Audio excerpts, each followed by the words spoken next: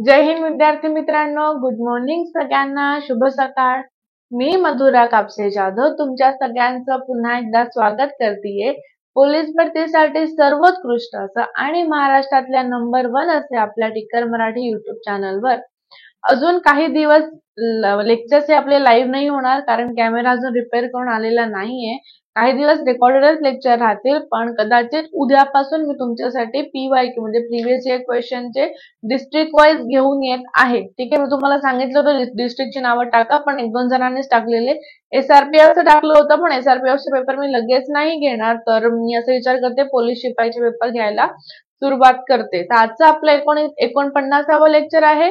तर 5000 प्लस आपल्या प्रश्नांचं टार्गेट घेऊन आपण आज पाहणार आहोत बुद्धिमत्तामध्ये अतिसंभाव्य प्रश्न जे परीक्षेला येऊ शकतात. हे प्रश्न आपण त्यांना काही कन्सेप्ट नुसार पण सांगत आहोत, काही प्रश्न तुम्हाला होमवर्क म्हणून पण देत आहे.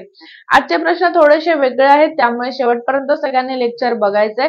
आणि अजून एक, लेक्चर शेअर तुम्ही कमी करताय आणि लाईक खूपच कमी आहे. रेकॉर्डिंग लेक्चर पण तुम्हाला जर नको असतील तर सांगून द्या, मी रेकॉर्डिंग नाही करायला पण तयार आहे, हो ना.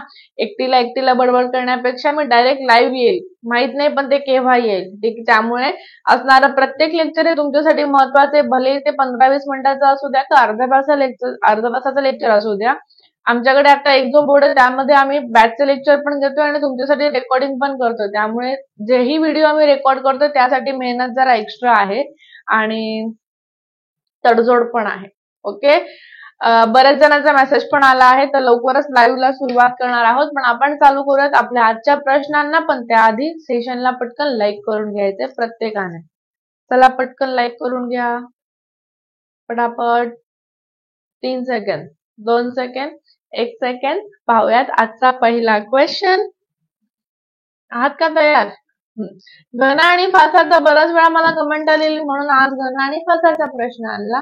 प्रश्न काय आहे? एका घनाकृतीच्या 3 अवस्था दाखवल्या आहेत. त्यांवर अवलंबून हे शोधून काढा की दिलेल्या घनाकृतीमध्ये 4 या अंकाच्या विरुद्ध बाजूला कोणता अंक असेल. 3, 5, 1, 6. काय सांगितलं? 4च्या विरुद्ध. मग आता तुम्ही पाहू शकता 4च्या सोबत 1 आहे, 5 आहे, 3 पण आहे. ठीक आहे, यावरून आपल्याला कळतंय का?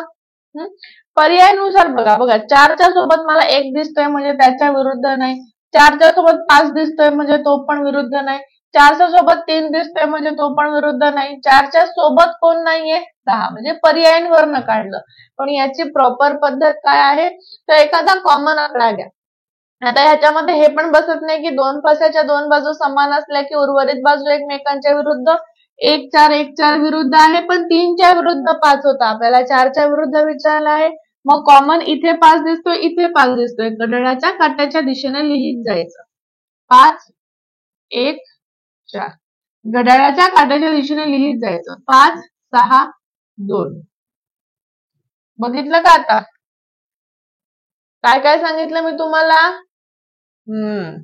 5, 1, 4 लिहायचं होतं का? 5, 4, 1 लिहायचं होतं.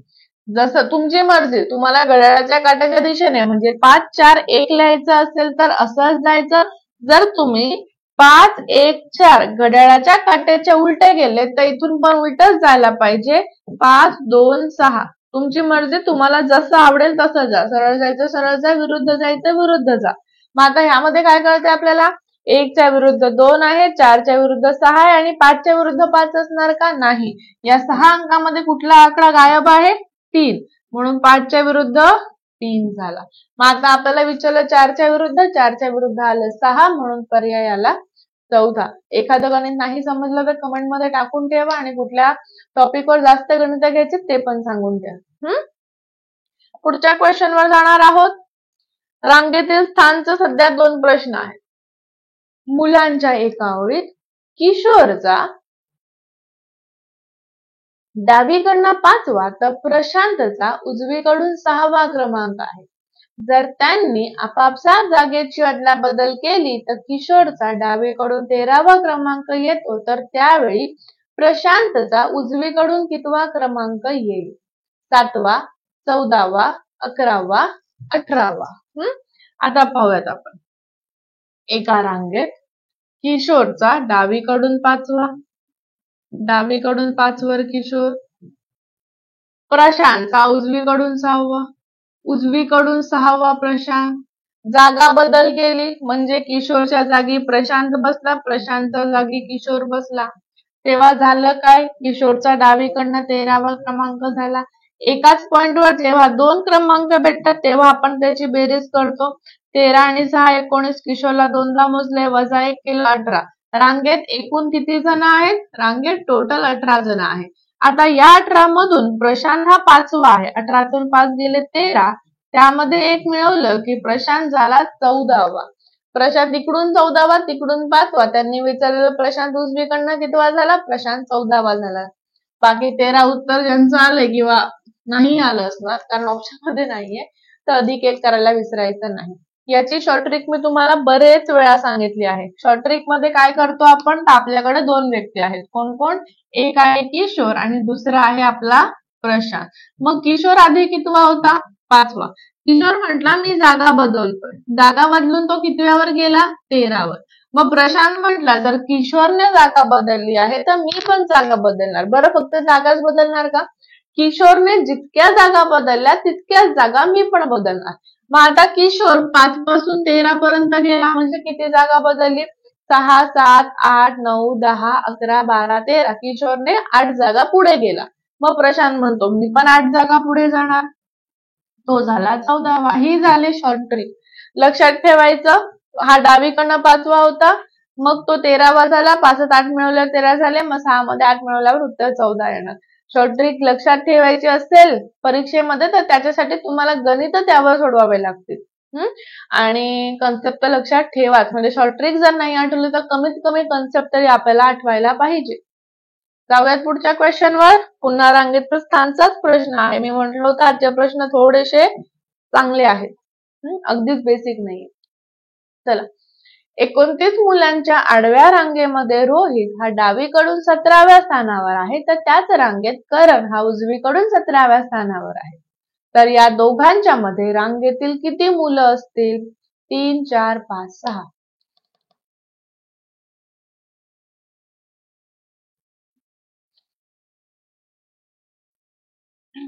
Very good. मला वाटलं होतं 5 उत्तर येतील. 29च मुलं आहेत. रोहित हा डावीकडनं 17वा आहे आणि तो कोण आहे रे अजून? करण हा उजवीकडनं 17वा आहे. आता आता याच्यामध्ये काय माहितीये? अरे कुठे लिहूयात मी? अरे यार, ठीक आहे, चला. ओके, याला म्हणतात ओव्हरलॅप. ओव्हरलॅप म्हणजे जर का आपण असं केलं असतं की हा पण 17वा आणि हा पण 17वा, तर 17, 17, 34 जण झाले असते. पण नाही, रांगेमध्ये किती जण आहेत? 29 जण आहेत. त्यामुळे हा इकडून झाला, हा इकडून झाला. आता इथे बघूयात यांच्यामध्ये किती जण असतील. मग 17 अधिक 17 किती होतात? 34 होतात. 34 मधनं 29 घालवले, 5 जण उरले. 5 मधनं ते 2 घालवले, त्यांच्यामध्ये 3 जण असणार. बघा आता, 1, 2, 3, बरोबर. हा 17, 16, 15, 14, 13. हा करण इकडनं 13वा असेल, इकडनं समजा 17वा असेल. ठीक आहे. मग सेम इथे पण 13 आणि 17. काय केलं? नीट लक्षात द्या. पुन्हा एकदा सांगते. 29 जण होते, पण आपण इथे 17, 17 केलं तर 34 होतात. 34 मधनं 29 गेले, 5 उरले. पण या 5 मध्ये एक करण आणि एक रोहन पण असतो. सॉरी, रोहित. एक करण पण आहे की रोहित पण आहे. आपल्याला त्यांच्या मधले विचारले होते म्हणून त्याच्यातनं वजा 2 केलं. उत्तर फायनल किती झालं आपलं? 3. समजलं?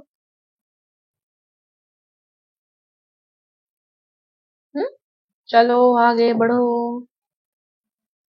रांगेतील स्थान म्हणजे बैठक व्यवस्थेचा प्रश्न आहे. एका रांगेत 6 मुलं उभी आहेत. फ हा ड आणि अ यांच्यामध्ये उभा आहे. ब हा क आणि अ यांच्यामध्ये उभा आहे. ई हा ड च्या शेजारी उभा आहे. क हा ओळीत सर्वात उजव्या बाजूस आहे, तर डावीकडे सर्वात शेवटी कोण उभा आहे? क, अ, ई, फ. बघा, हा प्रश्न परीक्षेमध्ये खूप म्हणजे खूप वेळा विचारला गेलाय. एका रांगेत 6 जण आहेत. फ हा ड आणि अ यांच्या मध्ये उभा आहे. ब हा क आणि अ यांच्यामध्ये उभा आहे. ब हा क आणि अ च्या मध्ये उभा आहे. फ हा आता इथे फ लिहिताच नाही येणार आहे. ठीक आहे, चला.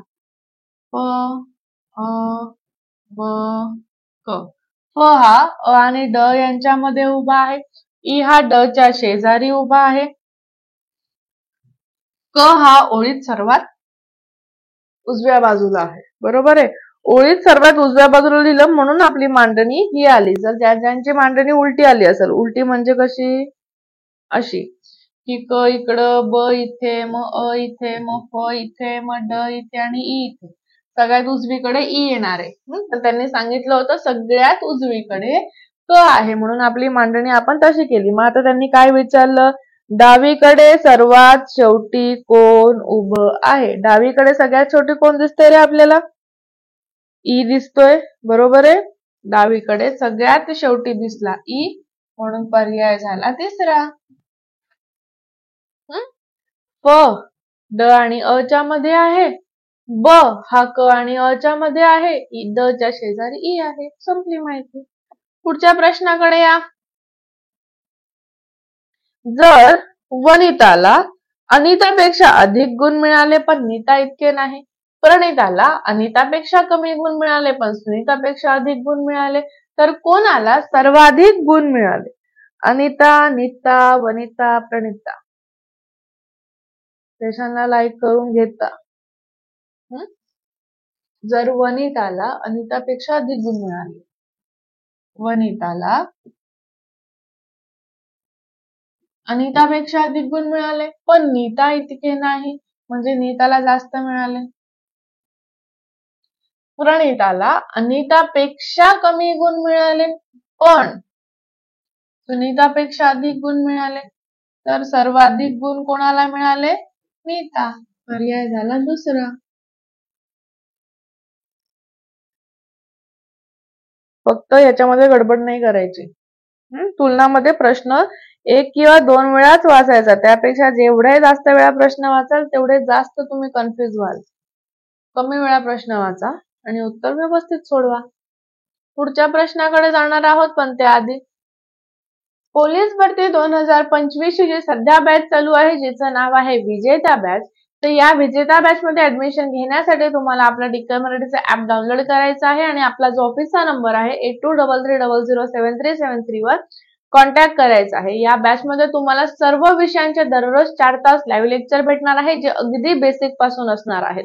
यामध्ये तुम्हाला सगळ्या गोष्टी, तुमचे डाऊट क्लिअर करून भेटणार आहेत. तुम्हाला सगळ्या कन्सेप्ट क्लिअर करून देणार आहोत. प्लस हे रेकॉर्डिंग लेक्चर तुमच्याकडे वर्षभर असणार आहेत.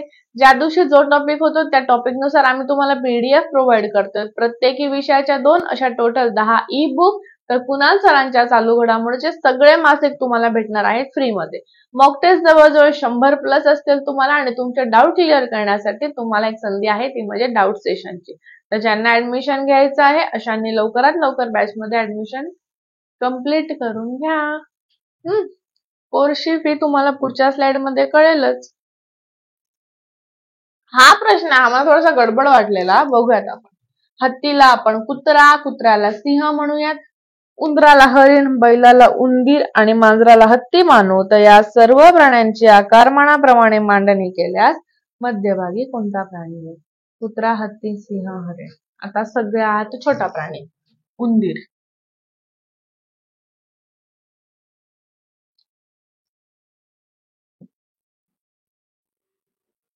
उंदीरच्या नंतर मांजर,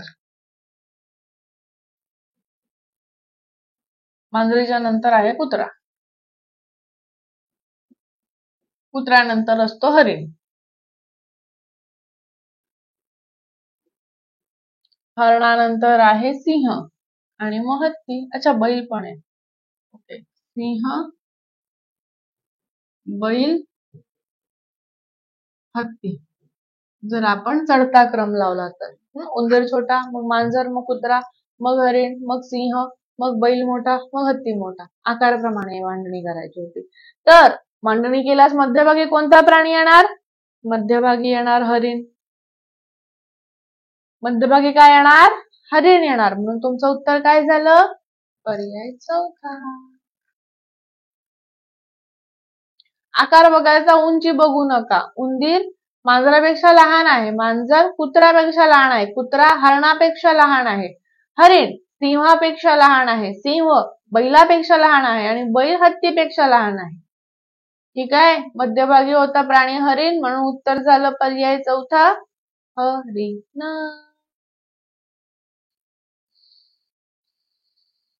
आगे के क्वेश्चन पे जाते. इंग्रजी वर्णमालेत उजवीकडून 14व्या अक्षराच्या डावीकडील 7व्या अक्षराच्या नंतर येणारं अक्षर कोणतं? B, C, T, F.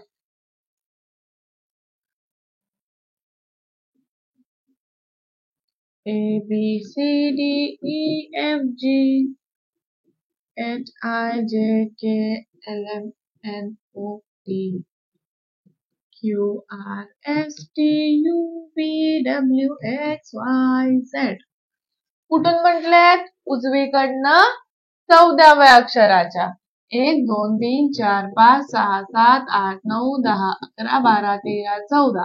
14व्या अक्षराच्या डावीकडे 7वं. 1, 2, 3, 4, 5, 6, 7. मग 7व्या अक्षराच्या नंतर म्हटलं होतं, पण तिथे त्यांनी एफच दिले. उत्तर खरं तर ई यायला पाहिजे. 7व्या अक्षराच्या नंतर येणारं अक्षर, 7वं अक्षर एफ आहे, एफच्या नंतर येणारं अक्षर ई. फायनल उत्तर खरं तर आपलं ई पाहिजे. एफ पण नको, पर्यायामध्ये दिलं नाहीये. प्रश्न बाद करून टाकूयात.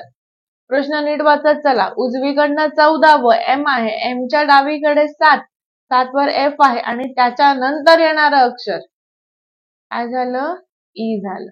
आता त्याच्यानंतर पण जर का विचार केला तर कुठलं नंतर, इकडलं असं नका म्हणून. डायरेक्टच डावी बाजू आहे तर डाव्या बाजूलाच घ्यायचं. लाईक करताय सेशनला? म्हणजे जमणार आहे?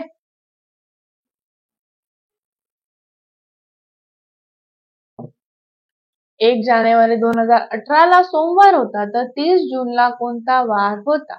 शनिवार, रविवार, सोमवार, शुक्रवार. आता काही म्हणतील की मॅडम 30 जून कोणतं घ्यायचं? ऑफकोर्स 2018 दिले म्हणजे 2018च घ्यायचं. मी काही तुम्हाला पुढचा विचारणार नाही. प्रश्न असे काही बाद होत नाहीत, त्यामुळे आपलं एक्स्ट्रा डोकं लावायचं नाही. 1 जानेवारी 2018ला सोमवार होता तर 30 जून 2018चा वार काय? असा बेसिक प्रश्न आहे.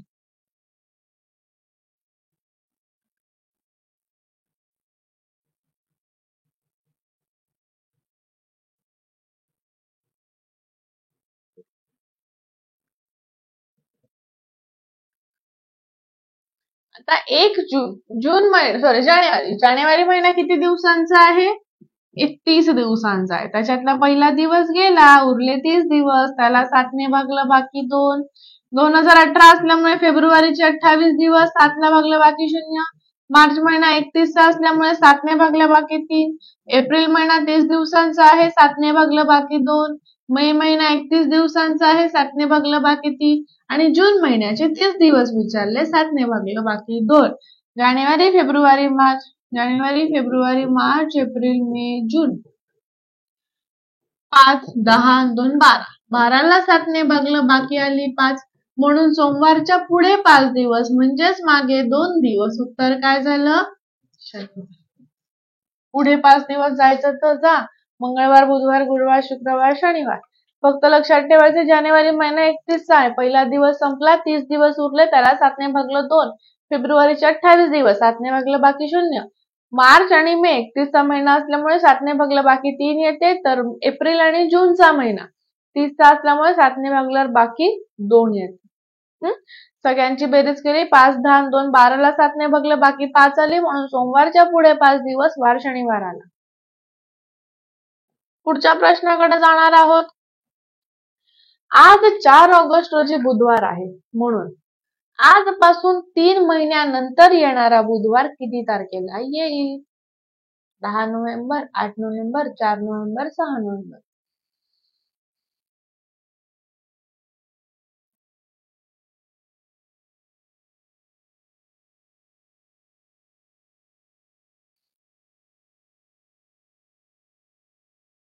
आता बघूयात. 4 ऑगस्ट. 4 ऑगस्टला बुधवार आहे. 4 ऑगस्ट पासून 4 सप्टेंबर, 4 ऑक्टोबर,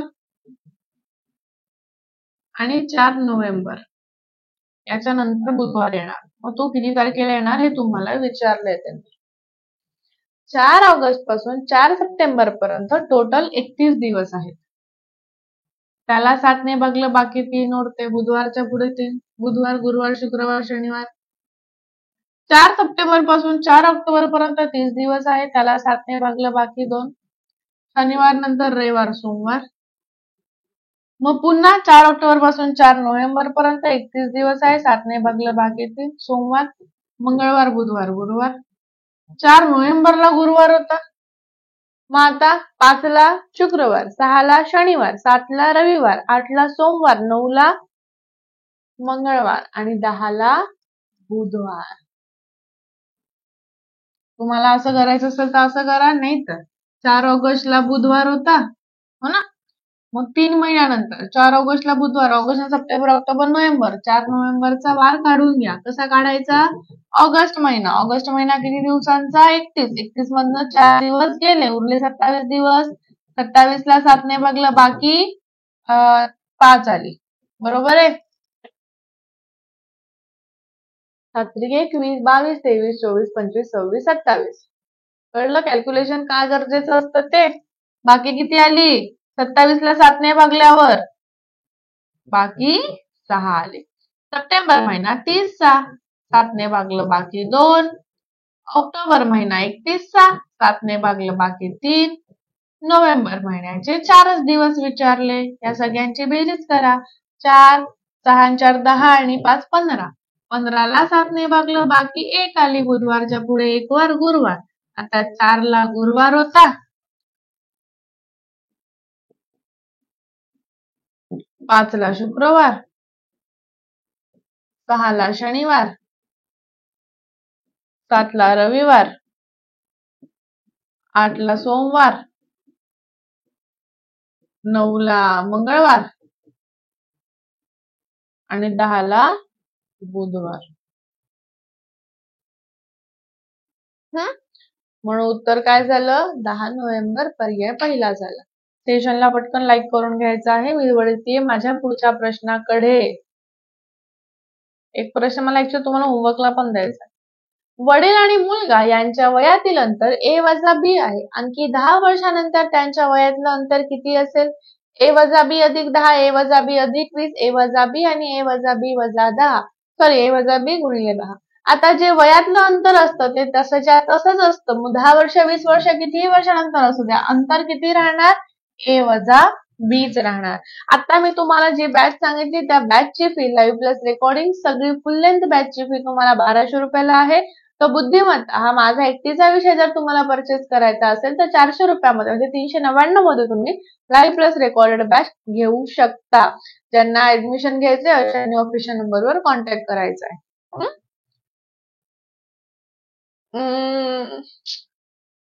खूप सारे गणित राहिलेत यार. हे बघा, महत्वाचं. 7.52 तासांचे तास मिनिटं सेकंदामध्ये रूपांतर करा. 5 तास 30 मिनिटं 72 सेकंद, 7 तास 30 मिनिटं 36 सेकंद, 7 तास 31 मिनिटं 12 सेकंद, 7 तास 31 मिनिटं 36 सेकंद. मग 7.72 तास. 7 तासाचे 7 दशेच्या तसे. त्यानंतर आपलं जे 0.52 आहे त्याला 60 ने गुणायचं. इथे ते 0 येणार. 6 दुने 12, 2 हातचा आला 1, 6 पंचे 30 आणि 1 31. हे पॉइंटच्या आधीचे ते झाले मिनिटं. 31 मिनिट. उरलं काय आता? सेकंद. पुन्हा 0.20 ला 60 ने गुणायचं. 6 दुने 12, 2 शून्य. हे झाले 12 सेकंद. उत्तर काय झालं? 7 मिनिटं 7 तास 31 मिनिटं 12 सेकंद. पर्याय झाला आपला तिसरा. काय काय केलं समजलं? 7 तासाचे 7 दशेच्या तसे. 0.52 ला 60 ने गुणलं मग 0. 6 दुने 12, 2 हातचा आला 1, 6 पंचे 30 आणि 1 31. हे जे 31 झालं ते मिनिटं झाले. उरलं 0.20 ला पुन्हा 60 ने गुणलं. हे जे झाले ते झाले 12 मिनिटं. अरे या,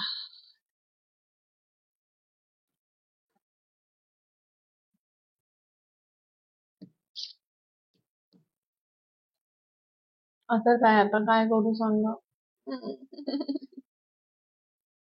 मला असे सगळे गणित घ्यायचे, पण आता महत्वाचे गणित घेऊन घेते. यश उत्तरेकडे 10 किलोमीटर चालत गेला. नंतर तो दक्षिणेकडे 6 किलोमीटर चालत गेला. नंतर तो पूर्वेकडे 3 किलोमीटर चालत सुरुवातीच्या ठिकाणापासून यश किती अंतरावर व कोणत्या दिशेला आहे? 5 किलोमीटर पश्चिम, 7 किलोमीटर पश्चिम, 7 किलोमीटर पूर्व, 5 किलोमीटर ईशान्य. यश उत्तरेकडे 10 किलोमीटर चालत गेला. नंतर दक्षिणेकडे 6 किलोमीटर चालत आला आणि मग पूर्वेकडे 3 किलोमीटर गेला. मग सुरुवातीच्या स्थानापासून तो कोणत्या दिशेला आहे? इथून सुरुवात केलेली तो इथे आहे. ही कोणती दिशा असते? आपली ईशान्य. बरोबर आहे? म्हणजे पर्यायाला, पण तरी पण 6 आणि 4 ह्या त्रिकोण झाला. त्रिकोण झाला, हा कर्ण झाला, म्हणजे मला पायथागोरस वापरायचा. ही एक बाजू 4, तिचा वर्ग, दुसरी बाजू 3, तिचा वर्ग, 4चा वर्ग 16, 3चा वर्ग 9, वर्गमुळात 25, तिचा वर्ग आहे 5चा. म्हणून सुरुवातीच्या ठिकाणापासून तो कुठे आहे? तर 5 किलोमीटर ईशान्येला आहे. पूर्ण 10, मग 6, हे 4, कारण 6 आणि 4 10 होतात. हे 6 गेल्यावर हे 4 उरले. 10 6 गेले 4, हे 3, 6 आणि 4 आणि 3चं त्रिकोण मिळून बनतं 5. सेशनला लाईक करून घ्यायचं आहे फटाफट, पटापटा, एकदमच पटापटा. पुढच्या प्रश्नावर जाऊयात. काही रस्त झाडे आहेत, सर्व सायकली झाडे आहेत. या माहितीच्या आधारे खालील कोणतं विधान निश्चित सत्य आहे? काही झाडे सायकली आहेत, काही रस्ते सायकली आहेत, काही सायकली रस्ते आहेत, सर्व झाडे रस्ते आहेत. काही रस्ते झाडे आहेत, काही रस्ते झाडे आहेत आणि सर्व सायकली झाडे आहेत, असं यात आहे.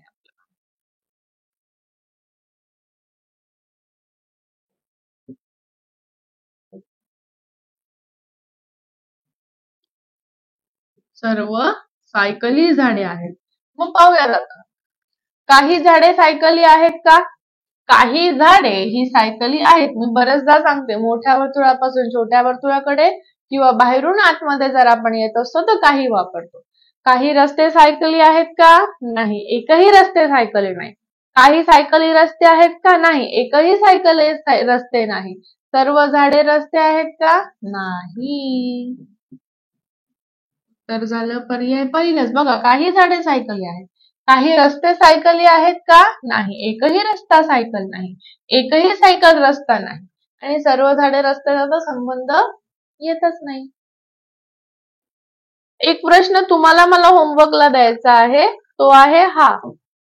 एका घड्याळातील मिनिट काटा व तास काटा यांच्यात, नको हा नाही लिहित, नको हा मला तुम्हाला एक्सप्लेन करायचा ऍक्च्युअली.